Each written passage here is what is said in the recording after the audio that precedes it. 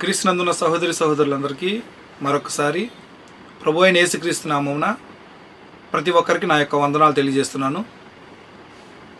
ఈ సమయం ముందు బైబిల్ తరగతిలో మనం ధ్యానిస్తున్నటువంటి లేఖన భాగము సమూయేలు మొదటి గ్రంథం 24వ వచనం నుంచి మనం ధ్యానించబోతున్నాం. మొదటి సమూయేలు మొదటి అధ్యాయము 24వ వచనం నుంచి. అందరూ మీ యొద్దనున్న బైబిల్ ఓపెన్ చేసి అందరూ వాక్యాన్ని పరిశీలించవలసిందిగా మనవి చేస్తున్నాను. 24వ వచనం నుంచి. పాలు మాన్పించిన తర్వాత అతడు ఇంకా చిన్నవాడై ఉండగా ఆమె ఆ బాలుని ఎత్తుకొని 3 కోడెలను, తూమెడు పిండిని, ద్రాక్షరసపు తిత్తిని తీసుకొని షీలోహులోని మందిరమునకు వచ్చెను. షీలోహులో దేవుని మందిరం ఉన్నది. యెహోషువ నాయకుడిగా ఉన్నప్పుడే దేవుని మందిరం ఎక్కడుంది? షీలోహులో. అక్కడ బలులు అర్పించేవారు, అక్కడ ఆరాధించేవారు అన్నమాట. అయితే ఇక్కడ చిన్నవాడై ఉన్నది ఎవరు? ఇక్కడ పాలు మాన్పించిన తర్వాత అతడు ఇంకా చిన్నవాడై ఉండగా అంటే ఇక్కడ ఎవరి గురించి మాట్లాడుతున్నామంటే సమూయేలు గురించి మాట్లాడుతున్నాం. సమూయేలు ఎవరంటే హన్నా కుమారుడు, హన్నాకు జన్మించిన కుమారుడు. ఎల్కానాకు 2 భార్యలు. ఎవరు? ఒకరేమో మొదటి భార్య హన్నా, రెండవ భార్య పెనిన్నా. అయితే మొదటి భార్య అయినటువంటి హన్నాకు బిడ్డలు లేనందున, సంతానం కలగనందున ఈ పెనిన్నా ప్రతి సంవత్సరము బలు అర్పించడానికి భర్తతో వచ్చినటువంటి హన్నాని ఏం చేసేదంటే బాగా హింసించేది. మాటల ద్వారా ఆమెను బాధ పెట్టడం అనేది జరుగుతూ ఉండేది. హన్నా ఓర్చుకుంటూ వచ్చింది. అయితే దేవుని మందిరానికి వచ్చినప్పుడు దేవుణ్ణి మనసులో కోరుకుంది బలంగా. నాకు కుమారుని దయచేస్తే, నాకు గర్భఫలాన్ని దయచేస్తే నేను నీ సేవకు ప్రతిష్ఠించుకుంటానని దేవునితో ఒప్పందం చేసుకుంది. ఎవరు? హన్నా. అయితే ఆమె చేసిన ప్రార్థన ఏంటి అన్నది, దేవుని ఏమడిగింది అన్నది అప్పట్లో దేవుని మందిరానికి ఉన్నటువంటి ప్రధాన యాజకుడైనటువంటి ఏలీకి తెలుసు. ఎందుకంటే వారిద్దరి మధ్య సంభాషణ అప్పట్లో జరిగింది. దేవుడు హన్నా మనవి ఆలకించి హన్నాకి ఎవరినిచ్చాడు? కుమారుని దయచేశాడు. అతని పేరు సమూయేలు అన్నమాట. అయితే మరి దేవునికి ఇచ్చిన మాట చొప్పున ఇప్పుడు ఆ కుమారుణ్ణి ఏం చేసింది? ఆ బాలుణ్ణి పాలు మాన్పించిన తర్వాత, అంటే 2 సంవత్సరాలు అయి ఉండొచ్చు, 3 సంవత్సరాలు అయి ఉండొచ్చు పుట్టిన తర్వాత. పాలు మాన్పించిన తర్వాత ఇప్పుడు ప్రధాన యాజకుడైనటువంటి ఏలీ యొద్దకు తీసుకొని వచ్చింది. తీసుకొని వచ్చేటప్పుడు దేవునికి కృతజ్ఞతగా ఏమేమి తీసుకొని వచ్చింది? బాలుని ఎత్తుకొని 3 కోడెలను, తూమెడు పిండిని, ద్రాక్షరసపు తిత్తిని తీసుకొని షిలోహులోని మందిరమునకు వచ్చెను. వారు 1 కోడెను వధించి పిల్లవాణిని ఏలీ యొద్దకు తీసుకొని వచ్చి నప్పుడు ఆమె అతనితో ఇట్లనెను. ఏలీ యొద్దకు తీసుకొచ్చి ఇలా మాట్లాడుతుంది హన్నా. నా ఏలినవాడా, నా ఏలిన వాని ప్రాణము తోడు, నీ యొద్ద నిలిచి యెహోవాను ప్రార్థన చేసిన స్త్రీ నేనే. అంతకుముందు యెహోవాకు ప్రార్థన చేసినప్పుడు మీరు నన్ను అడిగారే, నేను పెదవులతో జస్ట్ అలా పెదవులు కదిలిచ్చినప్పుడు నువ్వు మత్తురాలై ఉన్నావా అని అడిగావు చూడు. అంతకుముందు ఆ స్త్రీని నేనే. అప్పట్లో మాట్లాడుకుంది, మన ఇద్దరి మధ్య సంభాషణ జరిగినప్పుడు మనం మాట్లాడుకున్నాం కదా, నేను ఇలా దేవుని ఇలా అడిగానని చెప్పాను కదా గతంలో. ఆ స్త్రీని నేనే. ఈ బిడ్డను దయచేయమని యెహోవాతో నేను చేసిన మనవిని ఆయన నాకు అనుగ్రహించెను. కాబట్టి నేను ఆ బిడ్డను యెహోవాకు ప్రతిష్ఠించుచున్నాను, దేవునికి ఇచ్చేస్తున్నాను, దేవుని సేవకి ఇస్తున్నాను. నేను చెప్పినట్లుగానే దేవునితో ఏమని మనవి చేసుకున్నానో అది ఇప్పుడు నేను నెరవేర్చుకుంటున్నాను. నా బిడ్డను దేవునికి ఇవ్వటానికి వచ్చాను, దేవుని సేవ చేయటానికి నేను తీసుకొని వచ్చాను నా బిడ్డను అని. అప్పట్లో కూడా ప్రార్థన చేసినప్పుడు ఏలీ ఏమన్నాడు? దేవుడు మిమ్మలను దీవించునుగాక అనే చెప్పాడు. ఎవరిని? హన్నాతో ఏలీ. చూడండి 28వ వచనం. కాబట్టి నేను ఆ బిడ్డను యెహోవాకు ప్రతిష్ఠించుచున్నాను, తాను బ్రతుకు దినములన్నిటను వాడు యెహోవాకు ప్రతిష్ఠితుడని చెప్పాను. అప్పుడు వాడు యెహోవాకు అక్కడనే మ్రొక్కెను. చెప్పిన తర్వాత అక్కడ వారు ఏం చేశారు? ఆరాధించారు. మ్రొక్కటం అంటే ఏంటి? దేవుణ్ణి ఆరాధించారు. మరియు హన్నా విజ్ఞాపన చేసి ఇలాగనెను, తన బిడ్డను దేవునికి ఇవ్వటం అనేది కోరుకుంది. దేవుడు అది సఫలం చేసినందుకు, మనవిని అంగీకరించినందుకు, సమ్మతించినందుకు ఎంతో కృతజ్ఞతాభావంతో 2వ అధ్యాయము మొదటి 10 వచనాలు చూసినట్లయితే ఎంతో కృతజ్ఞతాభావంతో ఏం చేసింది? ఒక కీర్తన పాడింది. ఇది ఒక పద్యభాగం. మొదటి 10 వచనాలు పద్యభాగం అన్నమాట. కాబట్టి ఈ 10 వచనాలు మనం గమనించినట్లయితే ఆమె దేవుని పట్ల ఎంత కృతజ్ఞతగా ఉందో చూడండి. దేవునికి నా బిడ్డను సేవకి ఇవ్వటానికి నాకు ఇచ్చిన ధన్యత, మీరు నాకు ఇచ్చిన గొప్ప ఆధిక్యత అని ఎంతో సంతోషిస్తూ పరవశించిపోతూ ఆమె ఒక కీర్తన పాడింది. ప్రార్థనాపూర్వకమైన కీర్తన హన్నా పాడింది. ఇక్కడ చూడండి. మరియు హన్నా విజ్ఞాపన చేసి ఇలాగనెను, నా హృదయము యెహోవా యందు సంతోషించుచున్నది, యెహోవా యందు నాకు మహాబలము కలిగెను. ఆమె అంతకుముందు తొట్టిల్లింది నిందల చేత, అలాగే పెనిన్న మాటల ద్వారా ఎంతో కృంగిపోయి ఉంది. కానీ దేవుడు ఏం చేశాడంట? హన్నాని ఏం చేశాడంట? బలపరిచాడంట. కాబట్టి ఇప్పుడు ఎలాగుంది? ఎంతో సంతోషిస్తుంది. ఒకప్పుడు బాధపడేది, ఇప్పుడు హన్నా జీవితంలో సంతోషం అనేది వచ్చింది. కాబట్టి దేవుడు ఒక మనిషికి సంతోషాన్ని ఇవ్వగలడు. అలాగే దేవునికి వ్యతిరేకంగా జీవిస్తే ఆ సంతోషాన్ని తీసివేయగల సమర్థుడు. సమస్తం దేవుని వల్లనే కలుగుతాయన్న విషయము గమనించాలి. కాబట్టి ఎంతో విశ్వాసంతో దేవుడిని అడిగింది హన్నా. దేవుడు బిడ్డను దయచేశాడు. గొడ్రాలు అన్నటువంటి నిందను తీసివేశాడు. పెనిన్న మాటల నుంచి విడిపించాడు. ప్రతి ఏటా పెనిన్న హన్నాని బాధ పెడుతూనే వచ్చేదంట. వాటన్నిటి నుంచి దేవుడు విడిపించాడు. ఎంతో సంతోషంతో దేవునితో కృతజ్ఞతాభావంతో ఈ యొక్క కీర్తన అనేది ప్రార్థనాపూర్వకంగా పాడింది. యెహోవా యందు నాకు మహాబలము కలిగెను, నీ వలని రక్షణను బట్టి సంతోషించుచున్నాను. నేను నీ కృపలో ఉన్నాను. నా ఎడల మీరు చూపిస్తున్న ప్రేమను బట్టి, సంరక్షణను బట్టి, నాకు మీరిస్తున్న సంతోషాన్ని బట్టి నేను రక్షణలో ఉన్నాను. కాబట్టి నేను సంతోషిస్తున్నాను. దేవుడు ఒక వ్యక్తిని పట్టించుకుంటున్నాడంటే ఆ వ్యక్తి రక్షణలో కొనసాగుతున్నాడా లేదా? కొనసాగుతున్నాడు. కాబట్టి నీ వలని రక్షణను బట్టి సంతోషించుచున్నాను. నాకు నీ తోడు ఉంది, నాకు నీ సన్నిధి ఉన్నది, నా ప్రార్థన మీరు వింటున్నారు. కాబట్టి నీ వలని రక్షణ బట్టి సంతోషించుచున్నాను. నా విరోధుల మీద నేను అతిశయపడుదును. ఇప్పుడు నేను నా విరోధులను బట్టి నేనేమి భయపడను, అతిశయపడుతున్నాను, సంతోషిస్తున్నాను. నాకు విరోధులున్నా ఎవరున్నా నా రక్షణకర్తవు నీవే. నీవుండగా నేను నా విరోధులను బట్టి భయపడాల్సిన అవసరం లేదు. నేను సంతోషంగా ఉన్నాను. కాబట్టి దేవుని ఎడల భయభక్తులతో జీవించే వారికి, దేవుని కృపలో ఉన్న వారికి ఎవరు భయం ఉండదు? శత్రువుల భయం అనేది ఉండదు. భయం అంటే వారు ఎరుగరు. కాబట్టి హన్నా ఒప్పుకుంటుంది, నీవు నా రక్షణకర్తవు, నేను ఏ శత్రువులకి భయపడను, నీవే నా దుర్గము, రక్షణ కవచము అన్నీ అయి ఉన్నావు. నేను ఇంక శత్రువులను బట్టి భయపడాల్సిన అవసరం ఉంది. నేను సంతోషిస్తాను. ఎందుకనగా నీవుండగా అన్నీ విజయాలే. ఇశ్రాయేలీలు తమ అర్హతలను బట్టో, తమకున్న సంఖ్యను బట్టో అతిశయపడాల్సిన అవసరం లేదు. దేవుడు తోడుగా ఉండబట్టే ఎన్నో విజయాలు సాధించారు. అలాగే దేవుడు హన్నాకు తోడుగా ఉన్నాడు, తన కృపను చూపించాడు. కాబట్టి ఏమని పలికింది? నీ వలన రక్షణ బట్టి నేను సంతోషించుచున్నాను, నా విరోధుల మీద నేను అతిశయపడుదును. 2వ వచనం, యెహోవా వంటి పరిశుద్ధ దేవుడు ఒక్కడును లేడు. దేవుళ్ళు అనబడేవారు చాలామంది ఉన్నారు, కానీ వారు పరిశుద్ధులా? పరిశుద్ధులు కాదు. మనుషులచే పిలువబడుతున్నారు, పూజింపబడుతున్నారు. కానీ నీ వంటి పరిశుద్ధ దేవుడు ఉన్నాడా? లేడు. వారు మనుషుల యొక్క హస్తకృతములచే ఏర్పడబడిన విగ్రహాలు వట్టివి, వ్యర్థమైనవి. కానీ నీ వంటి ఉన్నతమైన గుణలక్షణాలు కలిగినటువంటి, పరిశుద్ధతను కలిగినటువంటి దేవుడు మరొకడు నేను చూడలేదు, ఒక్కడును లేడు. నీవు తప్ప మరి ఏ దేవుడును లేడు. దేవుడు ఒక్కడే. దేవుని గుణలక్షణాలు ఒక్కటే.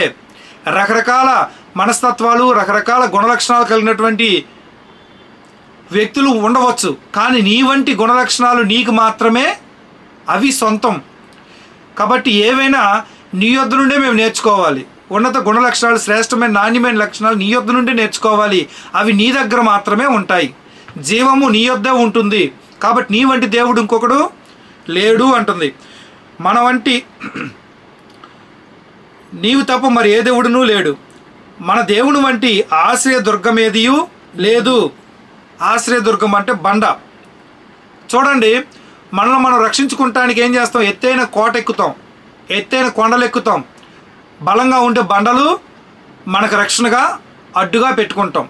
కాబట్టి రక్షణ అనగానే గుర్తు రావాల్సింది ఎవరు? దేవుడే మనకు రక్షణ, దేనికైనా సరే. కాబట్టి ఇది పద్య రూపంలో వ్రాయబడింది. కాబట్టి దేవుని వంటి ఆశ్రయ దుర్గం ఏదియూ లేదు. ఆశ్రయ దుర్గం అంటేనే దేవుడు, మనకు మేలు చేసే దేవుడు, మనల్ని కాపాడేది దేవుడే అని ఇక్కడ హన్నా పలకటం జరిగింది. చూడండి 3వ వచనం, యెహోవా అనంత జ్ఞానియగు దేవుడు. అనంత జ్ఞాని. జ్ఞానులను చూస్తుంటారు మీరు, వారికి పరిమితి అనేది ఉంటుంది. కానీ అనంత జ్ఞానం అంటే మీరు దేవుని యొక్క జ్ఞానాన్ని కొలవలేరు. దేవుని జ్ఞానానికి కొలమానం అంటే ఏది లేదు. ఇంత ఐక్యూ అని, ఇంత టెస్ట్ అని చేస్తారు, నీకు ఎంత బలం ఉందని చెప్తారు. కానీ దేవుని విషయంలో ఇంత అని చెప్పడానికి ఏదైనా కొలమానాలు ఉన్నాయా? మెజర్మెంట్స్ ఏమీ లేవు. ఆయన అనంత జ్ఞాని, ఆయన మన ఊహకు అందని వాడు. అటువంటి దేవుడు మరొకడు లేడు. యెహోవాయే దేవుడు. ఆయనే క్రియలను పరీక్షించువాడు. మనుషుల యొక్క ప్రతి క్రియను పరీక్షించేది ఎవరు? దేవుడే. నీ సృష్టికర్త అయిన యెహోవాయే మీ ప్రతి క్రియను ఆయన పరీక్షించుచున్నాడు. కానీ ఒక రాయి వలె, ఒక బొమ్మ వలె కదలని స్థితిలో ఉండేవాడు కాడు. ఆయన స్వభావం కలిగిన వాడు, వ్యక్తిత్వం కలిగిన వాడు. ఆయనకేముంటాయి? ఎమోషన్స్ ఉంటాయి. ఆయన బాధపడతాడు, సంతోషపడతాడు. కాబట్టి ఆయన మాట్లాడే దేవుడు. కాబట్టి అనంత జ్ఞాని. ఆయన ఏం చేస్తాడు? తను సృష్టించిన ప్రజల వైపు తన దృష్టిని ఉంచి ప్రతి వాని క్రియలు చొప్పున వారిని పరిపాలిస్తూ వారిని శిక్షిస్తూ ఉంటాడు. అలాగే సాత్వికుల పక్షాన ఆయన నిలబడతాడు. దేవుని బిడ్డల పక్షాన, దేవునికి అనుకూలంగా జీవించే వారి పక్షాన ఆయన ఉంటాడు. కాబట్టి ఆయన క్రియలను పరీక్షిస్తూ ఉంటాడు. గమనించండి అని. ఇకను అంత గర్వముగా మాట్లాడకుడి. ఎందుకు గర్వంగా మాట్లాడకూడదు? గర్వంగా మాట్లాడటానికి నిన్ను నువ్వు సృష్టించుకున్నావా? నీ జ్ఞానము నీ వలన వచ్చిందా? నీకు తెలివితేటలు నీ వలన వచ్చినాయా? చూడండి, సమస్తము దేవుని వలనే కలుగుతుంది. కాబట్టి మనము గర్వంగా మాట్లాడే అవకాశము లేదు. ఏది కూడా నువ్వు చేసుకున్నది కాదు, సమస్తం దేవుని వలననే కలుగుతున్నాయి. కాబట్టి గర్వపు మాటలు మాట్లాడద్దు. గర్వపు మాటలు మీ నోటికి రానీయకుడి. సమస్తం దేవుని వల్ల కలుగుతున్నప్పుడు, సమస్త జ్ఞానము దేవుడే మనకు దయచేస్తున్నప్పుడు, మనల్ని పోషిస్తుంది దేవుడే, సంరక్షిస్తుంది దేవుడే. మేలులు దేవుని వద్ద నుండే వస్తున్నాయి. అలాగే దేవుడు మనము సన్మార్గాల్లో నడవకుండా అక్రమ మార్గాల్లో వెళ్ళేటప్పుడు దండిస్తుంది ఆయనే. అలాగే బాధపడుతూ ఉన్న వ్యక్తులను ఆదరిస్తుంది దేవుడే. మరి వేటిని బట్టి మీరు గర్విస్తారు? ఏది మీదని చెప్పి మీరు గర్విస్తారో చెప్పండి అంటుంది. ఎవరు? హన్నా. ప్రఖ్యాతి నొందిన విలుకాండ్రు ఓడిపోదురు. మీరు చాలా ప్రఖ్యాతి కాంచిన వారు అని అంటారు కదా, వారు సైతము దేవుని సహాయం లేకపోతే ఏమైపోతారు? ఓడిపోతారు. విజయాలు దేవుని సొంతం. దేవుని యొద్ద నుంచి ఒక వ్యక్తికి విజయం అనేది వస్తుంది. కాబట్టి ప్రఖ్యాతి నొందిన వారు మీరు ఖచ్చితంగా గెలుస్తారని మీరు అంటారేమో, కానీ దేవుడు ఆ వ్యక్తికి తోడుగా లేకపోతే ఆ ప్రఖ్యాతి నొందిన విలుకాండ్రు సైతం ఏమైపోతారు? ఓడిపోతారు. తొట్టిల్లిన వారు బలము ధరించుకొందురు. తృణీకరించబడిన వారు, లోకంలో బాగా నీరసించిన వారు, బలహీనులను సైతము దేవుడు ఏం చేస్తాడంట? లేవనెత్తుతాడు. కాబట్టి ఎవరి పట్ల కూడా మీరు గర్వపు మాటలు మాట్లాడొద్దు, ఎవరిని తృణీకరించొద్దు. బలాన్ని ఇచ్చేది ఆయనే, తీసివేసేది ఆయనే. అలాంటప్పుడు మీరు గర్వపడొచ్చా? మీ బలాన్ని బట్టి గర్వపడొద్దు. బలహీనులు చూసి మీరు అపహసించొద్దు, వారిని ఎలా అంటే అలాగూ మాట్లాడొద్దు. పెనిన్నా చేసింది అదేనా? ఏం చేసింది హన్నాని? తనకున్న సంతతిని బట్టి సంతతి లేని హన్నాని ఏం చేసింది? తృణీకరించి మాటల ద్వారా బాధ పెట్టింది. ఇక్కడ హన్నా ఏమని పలుకుతుంది? తొట్టిల్లిన వారు బలము ధరించుదురు. దేవుడు బిడ్డలను కనేటువంటి బలాన్ని దేవుడు దయచేశాడు. ఆమె యొక్క గర్భాన్ని తెరిచాడు దేవుడు. హన్నాను బలపరిచాడు. కాబట్టి ఏమని మాట్లాడుతుంది ఇక్కడ? ప్రఖ్యాత నదులు విలుకాండ్రు సైతం ఓడిపోతారు దేవుని సహాయం లేకుండా. అలాగే తొట్టిల్లిన వారు బలము ధరించుకొందురు. కాబట్టి తొట్టిల్లిన వారు బలహీనులు అలాగే ఉంటారా? దేవుడు జోక్యం చేసుకుంటే వారు మరలా ఏమవుతారు? మరలా బలం అనేది పుంజుకుంటారు.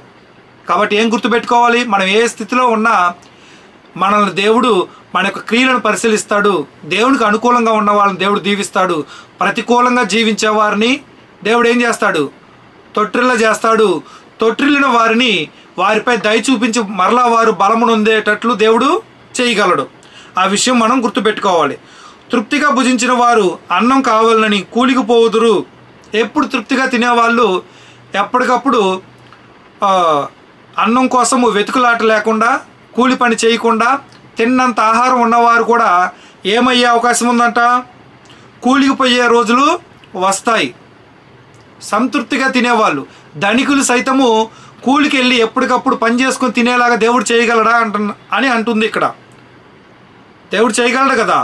అంటే ధనవంతులు సైతము ఎప్పటి ఆహారం కొరకు అప్పుడు కూలికి వెళ్ళేటువంటి పరిస్థితులు దేవుడు తీసుకొస్తాడంట. అలాగే ఆకలి కొనిన వారు ఆకలి తీర తిందురు. ఎప్పుడు ఆకలితో ఉండేవారు, 3 పూట్ల ఆహారం తినని వారు, ఆహారం కొరకు ఎప్పటికప్పుడు వెతుకులాట సాగించేవారు సైతము దేవుడు వారిని ఏం చేయగలడు? వారి ఆకలి తీరుస్తాడు. అంటే ఆకలితో ఉండేవారేమో సమృద్ధిగా ఆహారం తీసుకుంటారు. సమృద్ధిగా ఆహారం తీసుకునేవారు ఎప్పటి ఆహారం కొరకు అప్పుడు కూలికి వెళ్ళే పరిస్థితులు వచ్చేలాగా చేస్తుంది ఎవరు? దేవుడే అటువంటి పరిస్థితులు కలగజేస్తున్నాడు. కాబట్టి మనుషులలో దేవుడు ఏం చేస్తున్నాడు? పరిపాలన చేస్తున్నాడు. అన్ని జనులు సైతము దేవుడు ఏం చేస్తున్నాడు? పరిపాలిస్తున్నాడు. ఎప్పుడు అందరూ ఒకే పరిస్థితుల్లో ఉండరు. గర్విష్ఠులను దేవుడు అణగద్రొక్కుతున్నాడు. గర్విష్ఠులైన రాజులను గద్దె దించుతున్నాడు. ఎప్పుడు తిని తృప్తి పొంది గర్వమైనటువంటి మాటలు పలికే వారికి ఎప్పుడు ఆకలితో ఉండేలాగా దేవుడు చేస్తున్నాడు. కూలికి వెళ్ళేలాగా చేస్తున్నాడు. అలాగే ఎప్పుడు ఆకలితో ఉండేటువంటి వ్యక్తులు ఆకలి తీరేలాగా దేవుడు చేస్తున్నాడు. అంటే ఏమైపోతున్నారు? వారి పరిస్థితులు వీరికి వస్తున్నాయి, వీరి పరిస్థితులు వారికి వస్తున్నాయి. కాబట్టి మన నోటి వెంట ఏం రాకూడదు? గర్వపు మాటలు అనేవి రాకూడదు. ఎవరినైనా చూసి అపహసించొద్దు. ఎదుటి వారి స్థితిని బట్టి నవ్వుకోవద్దు. సమస్తము దేవుని వలన కలుగుతున్నప్పుడు మీరు ఇతరులను చూసి అపహాస్యం చేసినా, తృణీకరించినా మీరు ఎవరిని తృణీకరించినట్లు? వారిని ఆ స్థితిలో ఉంచినటువంటి దేవుణ్ణి మీరు తృణీకరిస్తున్నారు అని. కాబట్టి ఇతరులతో వ్యవహరించేటప్పుడు బాగా తిని తృప్తి పొందిన వారిని చూసి ప్రేమించి, ఆకలితో ఉన్న వారిని చూసి తృణీకరించవద్దు. ఆ 2 పరిస్థితులకు మూలం ఎవరో? దేవుడే వారిని పరిపాలిస్తున్నాడు. అట్టి పరిస్థితులు కలగజేసింది దేవుడు. కాబట్టి మనం ఎవరు భయపడాలి? బాగా తిని తృప్తి పొంది గర్వపు మాటలు మాట్లాడొద్దు. ఆ పరిస్థితులను ఉల్టా చేసేది ఎవరు? దేవుడే. నీకు వేటిని బట్టి గర్వపు మాటలు వస్తున్నాయో వాటిని దేవుడు తీసేయగల సమర్థుడు. అలా కాకుండా మనల్ని మనం తగ్గించుకొని ఇవి తీసుకుంటానికి కూడా నేను అర్హుడిని కాదు, ఇవి తినటానికి కూడా నేను యోగ్యుని కాదు అని చెప్పి దేవుడు కృతజ్ఞతాస్తుతులు చెల్లించుకుంటూ మనము గర్వంగా ఉండకుండా జీవించినట్లయితే దేవుడు మనల్ని తృప్తిపరుస్తాడు. కాబట్టి సమస్తమునకు మూలమైనటువంటి దేవుణ్ణి మనం చూడాలి తప్ప పరిస్థితులను బట్టి మనుషుల్ని తృణీకరించవద్దు. దేవుని వలన అవన్నీ కలుగుతాయి. చూడండి, గొడ్రాలు 7 పిల్లలను కనును, అనేకమైన పిల్లలను కనినది కృషించిపోవును. చూడండి, గొడ్రాలకేమో దేవుడు ఏమిస్తున్నాడు? 7 పిల్లలను ఇస్తున్నాడు. పిల్లలను కనే సామర్థ్యము దయచేస్తున్నాడు. వారి గర్భం తెరుస్తున్నాడు. కానీ పిల్లలను కని నేను 5 కన్నాను, 6 కన్నాను, నేను 7 కన్నాను అని చెప్పి గర్వంగా చెప్పుకునే వాళ్ళు ఉంటారు, చూసావా? అటువంటి గర్విష్ఠులను దేవుడు ఏం చేస్తున్నాడు? అనేకమైన పిల్లలను కనినది కృషించిపోవును. పిల్లలు లేని వారిని ఏం చేస్తారు? పిల్లలను ఎక్కువ మంది కన్నా తల్లులు ఏం చేస్తారు? పిల్లలు లేని వారిని తృణీకరిస్తారు. ఎలా అంటే అలా మాట్లాడతారు. ఏం చేయగలడు? పిల్లలు లేని వారికి దేవుడు గర్భఫలాన్ని దయచేస్తాడు, పిల్లలను ఇస్తాడు. దేవుడు ఇచ్చినటువంటి ఆశీర్వాదాలను బట్టి గర్వంగా మాట్లాడే తల్లులు 7 పిల్లలను కనినటువంటి తల్లులను దేవుడు ఏం చేస్తున్నాడు? కృషించిపోయేలాగా చేస్తున్నాడు. అందుకే మన నోరు కాచుకోవాలి, నోటికి కళ్ళెం పెట్టుకోవాలి. దేవుడు దీవించినప్పుడు ఒక మాటలు, దీవించినప్పుడు ఒక మాటలు మనం మాట్లాడొద్దు. దేవుడు దీవించినప్పుడు నాయన నా వలే ఇంకా దీవించబడటానికి ఎదురు చూస్తున్న వారికి ఆ దీవెని దయచెయ్యి, పిల్లలు లేని వారికి పిల్లలను దయచెయ్యి అని వారి కొరకు ప్రార్థించాలి తప్ప పెనిన్న వలె హన్నాను హింసించినట్లు చాలామంది పిల్లలు కలిగినటువంటి తల్లులు పిల్లలు లేని వారు ఎదురైనప్పుడు చురకలు వేస్తున్నారా లేదా? చురకలు వేస్తారు. ఏంటి మీకు ఒక్కళ్ళేనా? మీకు ఇద్దరేనా? నేనైతే 7 కన్నాను, నేనైతే 10 మందిని కన్నాను. మీరు ఎంతమందిని కన్నారో చెబితే కానీ తెలుస్తుందా? అందరు తెలుసా? తెలిసిన విషయమే. గర్వించొద్దు. దేవుడు ఇస్తేనే నీకు ఆ పిల్లలు, ఇతరులకు దేవుడు ఇవ్వలేదు. దేవుడే ఇవ్వనప్పుడు మనం వారిని శంకించవచ్చా? శంకించకూడదు. అలా గర్వపు మాటలు మాట్లాడితే వారు 7 కన్నప్పటికీ అనేకమైన పిల్లలను కనినప్పటికీ వారు ఏమైపోతారు? కృషించిపోతారు. దేవుడు వారిని శిక్షిస్తాడు అని. అంటే హన్నా పిల్లలు లేకుండా ఎంత ఇబ్బంది పడిందో ఒకసారి ఆలోచించండి. ఈ ప్రార్థనలో ఎన్ని అవమానాలు ఎదుర్కోవాల్సి వచ్చిందో. బళ్ళు అర్పించేటప్పుడు, ఆరాధనకు వెళ్ళినప్పుడు ఈ పెనిన్న ద్వారా అని వ్రాయబడింది. పెనిన్న లాంటి వాళ్ళు ఎంతమంది ఉంటారు? చాలామంది ఉంటారు. ఎలా మాట్లాడుంటారు? అవన్నీ భరించుకుంటూ వచ్చింది. కానీ హన్నాకేం తెలుసు? నాకు గర్భం దేవుడు ఇవ్వలేదు, మీరేమంటే ఏముంది, దేవుడు నాకు ఇవ్వలేదు అనుకుంది. దేవుణ్ణి అడగటం మొదలుపెట్టింది. సమూయేలు అన్న పేరుకు అర్థమే అడుగుట. హెబ్రీ భాషలో సమూయేలు అన్న పేరుకి అర్థమేంటి? అడుగుట. ఎందుకంటే హన్నా దేవుణ్ణి అడుగుతూ ఏడుస్తూ మనసులోనే ప్రార్థన చేసింది. అందుకే సమూయేలు అని పేరు పెట్టింది. దేవుడు అడిగినప్పుడు దయచేశాడని చెప్పి సమూయేలు అంటే అర్థం అడుగుట. ఆ పేరు అనేది నామకరణం చేయటం అనేది జరిగింది. కాబట్టి ఇక్కడ చూడండి, పరిస్థితులు అనేవి దేవుడు మార్చగలడు. కాబట్టి మన మాట ఎలా ఉండాలి? జాగ్రత్తగా క్షేమాభివృద్ధి కలిగేలాగా ఉండాలి తప్ప మాట్లాడేటప్పుడు ఎదుటి వారిని అంటాకి మంచి అవకాశం దొరికింది, నాకు దొరికావు నువ్వు నాకు అని చెప్పి నోరు జారితే, ఇతరులను హింసిస్తే, మాటల ద్వారా ఇతరులను బాధ పెడితే, మన ముందు నుంచోవాలంటేనే భయపడిపోతున్నారు అనుకోండి, దేవుడు అటువంటి వ్యక్తులు కృషించిపోయేలాగా చేస్తాడు. నాలుక అగ్ని వంటిది. మన నాలుకను ఏం చేసుకోవాలి? సాధు చేసుకోవాలి, సౌమ్యంగా మాట్లాడాలి. మన మాట వల్ల ఇతరులకు మేలు కలిగే విధంగా ప్రయత్నించాలి తప్ప ఇతరుల లోపాలు వారికి చెప్పి వారిని బాధ పెట్టడానికి ప్రయత్నం చెయ్యొద్దు. పేదరికమైనను ధనమైనను దేవుని వల్లనే కలుగుతాయి. నువ్వెవరు అంటానికి? ఎవరిని ఏమీ అనొద్దు అంటే దేవుడు ఏం చేస్తా అన్నాడు? వారి పరిస్థితులను తల్లక్రిందులు చేస్తున్నాడు. వీరినేమో దీవిస్తున్నాడు, వారినేమో దించుతున్నాడు. అవసరమా మనకి? దేవుడిచ్చినటువంటి ఆశీర్వాదాలతో ముందుకు వెళ్ళాలి. కానీ మనం ఆత్మీయంగా ఎదగడానికి దేవుడిచ్చినటువంటి ఆశీర్వాదాలు మనకి ఇంకా ఉపకరించినట్లు ఉండాలి. కానీ ఉన్న ఆశీర్వాదాలు పోగొట్టుకొని మనము ఏమవ్వకూడదు, బాధపడుతూ కూర్చోకూడదు. కాబట్టి ప్రతి మాటకి వెనుక దేవుడు వింటున్నాడు, దేవుడు మన క్రియలను చూస్తున్నాడు అని దేవుడు మనల్ని గమనించేటువంటి ప్రథమ ప్రేక్షకుడిగా మనం చూసినట్లయితే మాట్లాడేటప్పుడు చాలా జాగ్రత్తగా మాట్లాడతాం. గర్వపు మాటలు అనేవి రాకుండా ఉంటాయి. చూడండి 6వ వచనం, జనులను సజీవులుగాను మృతులను గాను చేయువాడు యెహోవాయే. బ్రతికించేది దేవుడేనంట, వారి ప్రాణం తీసేది, వారు మరణించినట్టు చేసేది దేవుడే. బ్రతికించేది దేవుడే, వారు మరణించినట్లు చేసేది కూడా దేవుడే. అంటే జనన మరణాలు దేవుని చేతిలో ఉన్నాయి.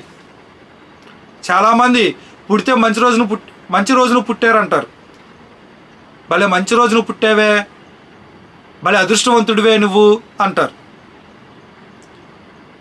అంటారనరా?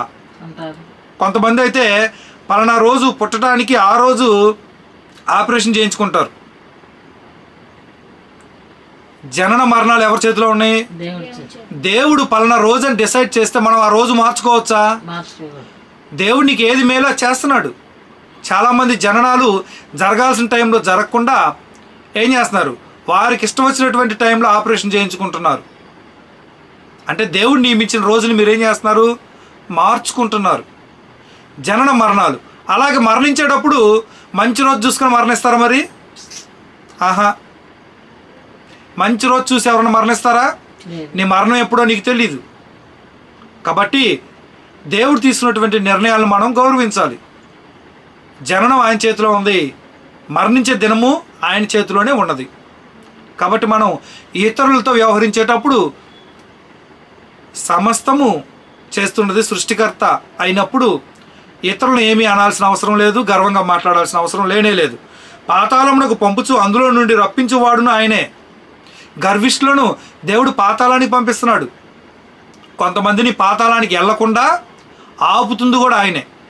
దేవుణ్ణి అర్థించిన వారు, విజ్ఞాపన చేసిన వారు, అలాగే దేవుని సహాయం కోరిన వారిని దేవుడు ఏం చేస్తున్నాడు? ఆశ్రయదుర్గంగా ఉండి వారిని పాతాళానికి వెళ్లకుండా కాపాడుతుంది కూడా ఆయనే. కాబట్టి యెహోవా దారిద్ర్యమును ఐశ్వర్యమును కలుగజేయవాడు. దరిద్రులను చూసి చాలామంది నవ్వుకుంటారు. దరిద్రులను చూసి అబ్బా అసలు ఇలాంటి జీవితం వద్దే వద్దనుకుంటారు. అలాగే దరిద్రతలో ఉన్న వారిని ఎక్కిరిస్తారు. మీకు కలిగిన దాన్ని తీసుకెళ్ళి వారి ముందు పదే పదే చెప్పుకుంటారా? చెప్పుకోరా?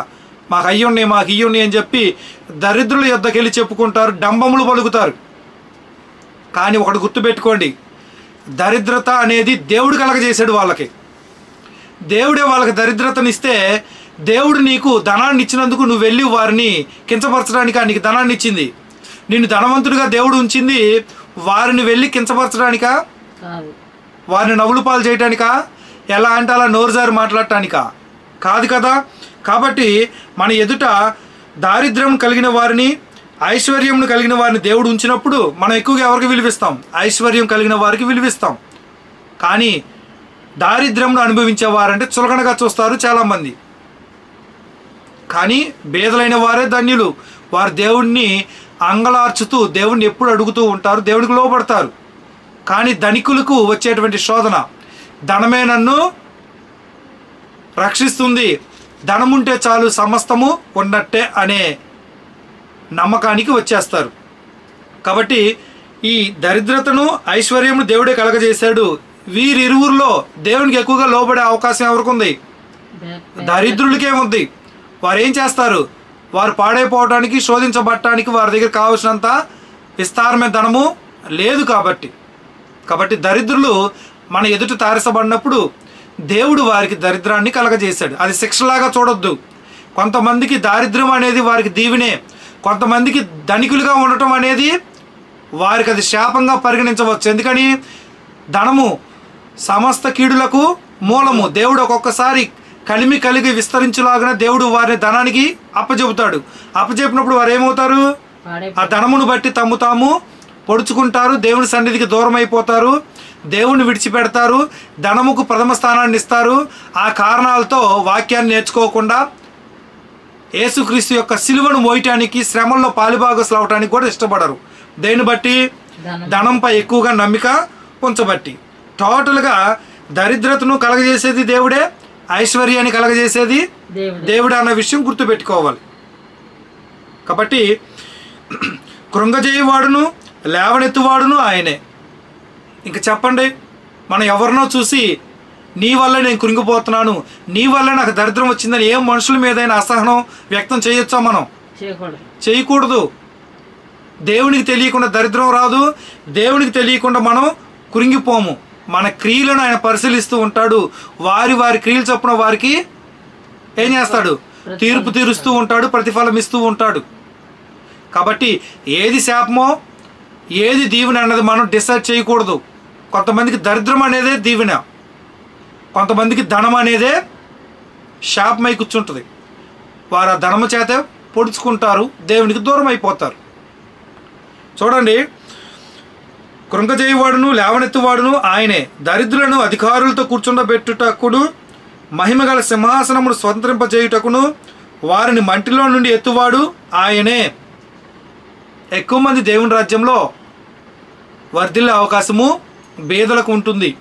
ధనంపై మనసుంచేవారు, ధనాన్ని ప్రేమించేవారు, ధనాన్ని బట్టే నాకు గౌరవము హోదా వస్తుందని నమ్మేవారు ఎవ్వరు కూడా సాత్వికంతో దేవుని వాక్యాన్ని నేర్చుకునే అవకాశం లేదు. కాబట్టి చూడండి, దరిద్రులను కూడా దేవుడు ఏం చేయగలడంట? అధికారులతో కూర్చుండబెట్టుటకును మహిమగల సింహాసనమును స్వతంత్రింపజేయుటకును వారిని మంటిలో నుండి ఎత్తువాడు ఆయనే. రాజులు పక్కన కూర్చోబెట్టగలడు. అలాగే మహిమగల సింహాసనం పక్కన పరలోకంలో సైతము దేవుడు కూర్చుండబెట్టగలడు. ఎవరిని? దరిద్రులను. అటువంటి వారిని దేవుడు ప్రేమిస్తుంటే దరిద్రులను చూసి మనం అవమానపరచవచ్చా? వారిని చూసి నవ్వచ్చా? వారిని చూసి హేళన చేయొచ్చా? చేస్తే నీ పరిస్థితులు దేవుడు తన ఉగ్రత ద్వారా నీ పరిస్థితులు మారిస్తే ఏంటి పరిస్థితి? అది ఆలోచించుకోవాలి, భయపడాలి. చూడండి, వారిని మంటిలో నుండి ఎత్తువాడు ఆయనే, లేమి గల వారిని పెంటకుప్ప మీద నుండి లేవనెత్తువాడు ఆయనే. వారు ఎప్పుడు అదే స్థితిలో ఉంటారని మీరు అనుకోమాకండి, ఎవరిని తృణీకరించమాకండి. వారిని ఎక్కడి నుంచి లేపుతా అన్నాడు? పెంటకుప్ప మీద నుండి లేవనెత్తువాడు ఆయనే. పెంటకుప్ప మీద ఉన్న వ్యక్తులను దేవుడు లేపినప్పుడు వారికే నువ్వు సెల్యూట్ చేయాల్సిన రోజులు వస్తాయా రావా? వారికే నువ్వు లేచి నిలబడి సెల్యూట్ చేసేటువంటి పరిస్థితులు దేవుడు కలగజేస్తాడు. ఎవరిని తృణీకరించొద్దు. ఎవరి పరిస్థితులు ఎప్పుడు ఎలా మారుతాయో నీకు తెలియదు. దేవుడు ఎవరిని లేవనెత్తుతాడో, ఎవరిని గద్దె దించుతాడో, ఎవరి పరిస్థితులు తారుమారు చేస్తాడో నీకేం తెలుసు? దేవుడు పరలోకంలో నుండి పరిపాలిస్తున్నాడు. పరలోకంలో నుండి గర్విష్ఠులు ఎదుట ఆయన గర్జిస్తున్నాడు. వారి యొక్క గర్వాన్ని అణుస్తున్నాడు. దరిద్రులను, బేదలను ఆయన లేవనెత్తుతున్నాడు. ఇన్ని జరుగుతూ ఉన్నప్పుడు మనం ఏ మనుషుల్ని కూడా తొందరపడి తృణీకరించవద్దు. ఎందుకని? పరిస్థితులు కలగజేసిన దేవుడు ఆ పరిస్థితులను తారుమారు చేయగల సమర్థుడు ఆయనే. కాబట్టి ఎవరిని కూడా మనము మాటల ద్వారా హింసించడం కానీ బాధ పెట్టడం అనేది చెయ్యొద్దు. హన్నా పలుకుతుంది, ఏమంటుంది? లేమి గల వారిని పెంటకుప్ప మీద నుండి లేవనెత్తువాడు ఆయనే, వారిని మంటిలో నుండి ఎత్తువాడును ఆయనే. ఎందుకని ఇంత కృతజ్ఞతాభావంతో ఇలా పలుకుతుందంటే హన్నా ఎన్ని బాధలు పడి ఉంటుంది, పెనిన్నతో ఎన్ని బాధలు పడి ఉంటుంది, ఇరుగు పొరుగు వారి మాటలతో ఎంత ఇబ్బంది పడి ఉంటుంది. ఇప్పుడు ఆమె హృదయస్థితి ఎలా ఉందంటే మంటిలో నుంచి లేవనెత్తబడినట్లు ఆమె అనుభవాన్ని చెప్తుంది. పెంటకుప్ప మీద నుంచి లేపినట్లు దేవుడితో ఇక్కడ ఈ యొక్క పద్యంలో పాడుతుంది. అటువంటి హృదయంతో ఈ కీర్తన అనేది పాడుతుంది. కాబట్టి దేవుని ఎడల కృతజ్ఞత ఉన్న మనం కూడా మనల్ని మనం తగ్గించుకుంటూ ప్రార్థన చేయాలి. దేవుడు మనకి ఏదైనా ఇస్తే సంతోషంతో ఇది తీసుకుంటాను, నేను అపాత్రుణ్ణి, ఇది అనుభవించడానికి నేను అపాత్రుణ్ణి అని చెప్పి ఇవన్నీ జ్ఞాపకం చేసుకోవాలి ప్రార్థించేటప్పుడు. అందుకే కీర్తనలో మీరు చదివేటప్పుడు మనకు ప్రార్థన ఎలా చేయాలో తెలిసిద్ది అని చెప్పుకుంటాం. ఎలా పలకాలి, ఎలా తగ్గించుకోవాలి, దేవునితో మాట్లాడేటప్పుడు ఎంత మంచి మాటలు పలకొచ్చు అన్నది మనం చూడొచ్చు. చూడండి, భూమి యొక్క స్తంభములు యెహోవా వశము. భూమి దేవుని యొక్క ఆధీనంలోనే ఉన్నది. భూమి నిలిచి ఉన్నదంటే దానికి ఆధారం ఎవరు? యెహోవా వశము. దేవుడు ఈ భూమితో పని లేదు అన్నప్పుడు ఏమైపోయింది? ఈ భూమి లయమైపోతుంది. కాబట్టి భూమి యొక్క స్తంభములు యెహోవా వశము. దేవుడు ఆ స్తంభంలోను కొట్టివేశాడు అనుకోండి, భూమి తన స్థానాన్ని తప్పితే ఏమవుతుంది? లయమైపోతుంది. ఇక నివాస స్థలంగా, యోగ్యమైన స్థలంగా భూమి అనేది ఇంకా ఉండదు. లోకమును వాటి మీద ఆయన నిలిపి ఉన్నాడు. ఆ భూమి మీద ఎవరున్నారు? లోకం ఉంది, జంతు ప్రపంచం ఉంది, మానవ ప్రపంచం ఉంది, రకరకాల పక్షులు ఉన్నాయి. ఈ లోకాన్ని దేవుడు ఆ భూమి మీద ఉంచాడు. ఆ భూమికి పునాదులు ఉన్నాయి, స్తంభాలు ఉన్నాయి. వాటిని దేవుడు తీసివేస్తే ఈ భౌతిక సంబంధమైనవి ఏవి కూడా మన కంటికి కనిపించేవి ఏవి కూడా మన కళ్ళ ముందు ఉండవు. అవన్నీ కూడా లయమైపోతాయి అంటున్నాడు. తన భక్తుల పాదములు తొట్టిల్లకుండా ఆయన వారిని కాపాడును. భక్తుల యొక్క ప్రాణాలు దేవుడు ఎప్పుడూ కాపాడుతూనే ఉంటాడు. తొట్టిల్లకుండా, నీరసించకుండా, వారు బలహీనులు కాకుండా దేవుడు వారి ఎడల తన కృపా కాపుదల ఉంచుతాడంట. ఎవరి ఎడల? అందరి ఎడల. భక్తుల, తన భక్తులు పాదములు తొట్టిల్లకుండా. హన్నాకు చేసినటువంటి మేలు, హన్నాకు తీసేసినటువంటి నిందను బట్టి, హన్నా కలిగిన సంతోషాన్ని బట్టి ఏమని పాడుతుంది? భక్తుల పాదములు తొట్టిల్లకుండా ఆయన వారిని కాపాడును. అంటే హన్నా భక్తిగా జీవించేదా? జీవించదా? జీవించేది. దుర్మార్గులు అంధకారమందు మాటు మణుగుదురు, దుర్మార్గులు ఎక్కడికి వెళ్ళిపోతారు? అంధకారంలోనికి వెళ్ళిపోతారు. బలము చేత ఎవడను జయమును అందడు. బలం ఉంది కదా నేను జయమును అందుతానులే అనుకోవద్దు. మనుషుల యొక్క బలము అన్నింటికి ఉపయోగపడదు. దేవుని సహాయంతో ఏదైనా మనం సాధించగలం. గుర్రముల బలం మీద, మనుషుల బలం మీద నమ్మిక అనేది మనం ఉంచుకోవద్దు. వాటిని ఇచ్చేది దేవుడే, వారిని బలహీనలు చేసేది కూడా దేవుడే. కాబట్టి దేవునిపై మన విశ్వాసాన్ని బలంగా పెంచుకోవాలి. యెహోవాతో వాదించువారు నాశనమగుదురు. యెహోవాని వ్యతిరేకించేవారు, యెహోవా మాటలకు వ్యతిరేకత చూపించేవారు, వాదించేవారు ఏమైపోతారంట? వారందరూ నాశనమగుదురు. పరమండలంలో నుండి ఆయన వారి పైన ఉరుము వలె గర్జించును. పరమండలంలో అంటే పరలోకం నుంచి దేవుడు గర్జిస్తాడు. దేవుని వాదించే వారి ఎడల దేవుడు సింహం వలె గర్జిస్తాడంట. ఉరుము వలె గర్జిస్తాడు. ఉరుము వలె గర్జిస్తాడు అంటే సంతోషమా? ఇది కోపమా? కోపము. గర్జిస్తాడంటే కోపం అన్నమాట. వారి మీద దేవుడు తన యొక్క ఉగ్రతను, కోపాన్ని చూపిస్తాడు. లోకపు సరిహద్దులలో నుండి వారికి ఆయన తీర్పు తీర్చును. లోకము మొత్తాన్ని దేవుడు ఏం చేస్తాడంటే సరిహద్దుల్లో ఉండి దేవుడు కాపాడుతూ ఉంటున్నాడు, తీర్పు తీరుస్తున్నాడు. లోకపు సరిహద్దులన్నీ ఆయన యొక్క వశంలోనే ఉన్నవి. తాను నియమించిన రాజునకు ఆయన బలమిచ్చును. తాను అభిషేకించిన వానికి అధిక బలము కలుగజేయును. మనుషులు రాజుని ఎన్నుకుంటే ఆ రాజు ఎలా పరిపాలిస్తాడు? ఎంతో బలముతో పరిపాలిస్తాడా? జ్ఞానంతో పరిపాలిస్తాడా? మరి దేవుడు నియమించి దేవుడు అభిషేకించిన రాజు ఎలా పరిపాలిస్తాడు? దేవుని జ్ఞానంతో పరిపాలిస్తాడు. దేవుడు ఆ వ్యక్తికి బలాన్ని ఇస్తాడు. ఇశ్రాయేలీలకు ఇప్పుడు వరకు రాజు ఉన్నాడా? లేడు కదా. ఇశ్రాయేల్కి రాజు లేడు. కాబట్టి ఇశ్రాయేల్కి ఎప్పటికైనా రాజు కావాలని చెప్పి ఇశ్రాయేల్ అడుగుతారా? అడుగుతారు. కానీ దేవుడు నియమించి దేవుడు అభిషేకించిన రాజు యొక్క లక్షణం ఎలాగుంటుంది? దేవుడు ఆ వ్యక్తికి బలాన్ని ఇస్తాడంట. కాబట్టి దేవుడు అభిషేకించిన రాజు అధిక బలము కలిగిన వాడే ఉంటాడు. దేవుడు అటువంటి వ్యక్తిని నియమిస్తాడు. బలాన్ని ఇచ్చేది కూడా దేవుడే. తర్వాత ఎల్కానా రామాలోని తన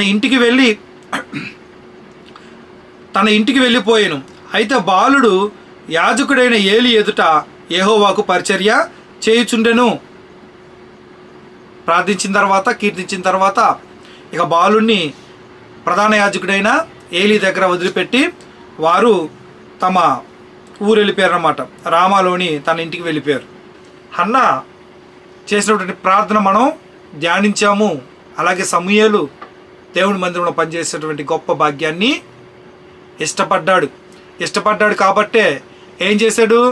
తీసుకొచ్చినప్పుడు మందిరంలో దేవునికి మొక్కి ఆరాధించాడా లేదా? ఆరాధించాడు.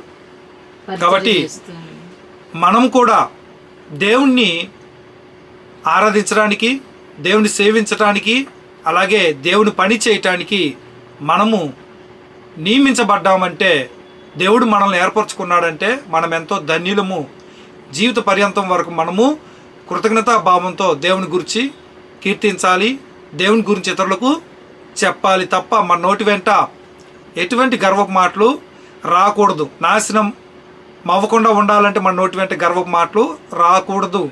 సమస్తము దేవుడే ఇస్తున్నప్పుడు సమస్త మహిమ ఘనత దేవునికి చెందేలాగా మాట్లాడాలి తప్ప మన చేతిలోకి ఏవి కూడా తీసుకొని ఇతరులని తృణీకరించకూడదు. అందరికీ వందనాలు.